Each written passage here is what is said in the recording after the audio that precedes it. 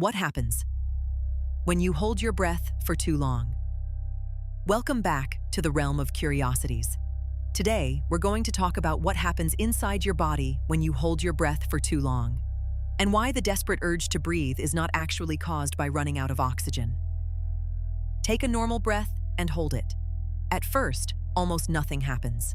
Your lungs contain plenty of oxygen, your blood is still carrying oxygen around the body, and your brain has no reason to panic. But every second you remain still, your cells continue consuming oxygen and producing carbon dioxide.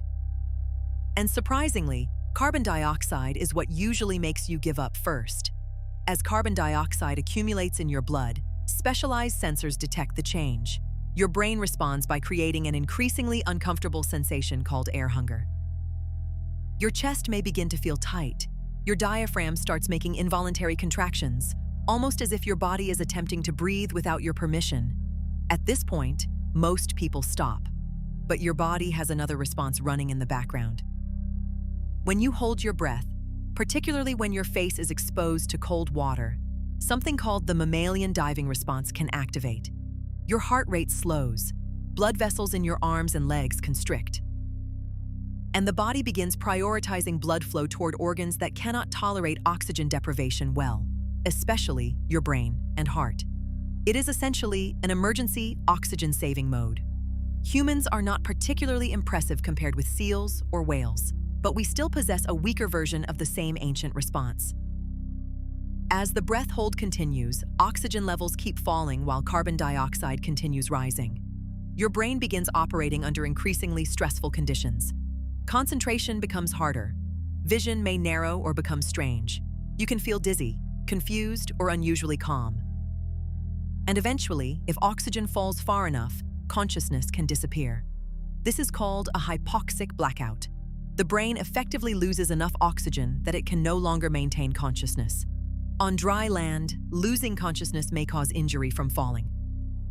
Underwater, it can be fatal.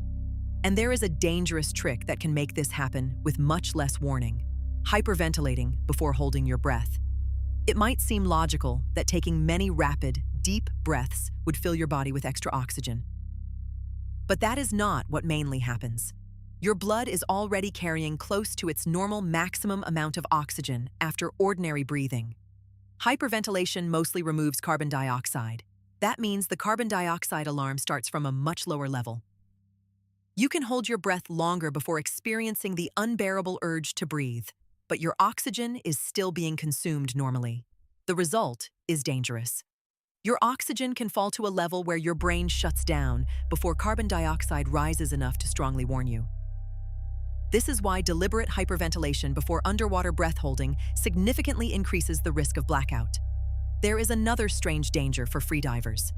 During a deep dive, increased water pressure compresses the air inside the lungs.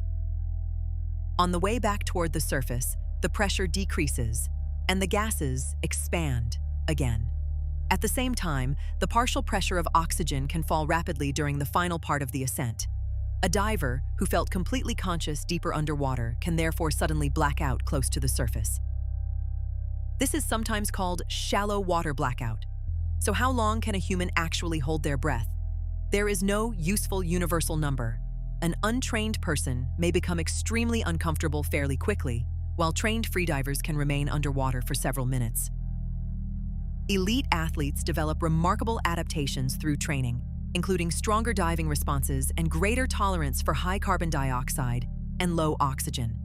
But being able to tolerate the discomfort does not make oxygen deprivation harmless.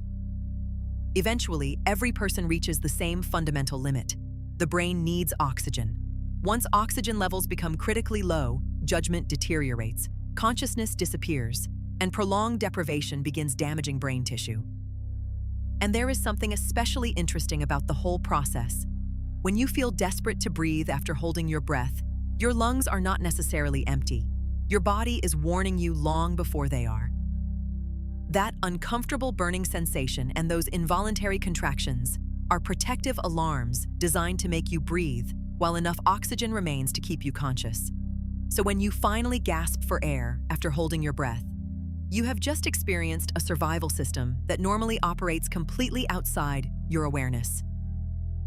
Your heart slowed, your circulation changed, your brain monitored the chemistry of your blood, and your body gradually took control away from your conscious decision to stop breathing, because you can choose to hold your breath. But eventually, your body decides that breathing is no longer negotiable.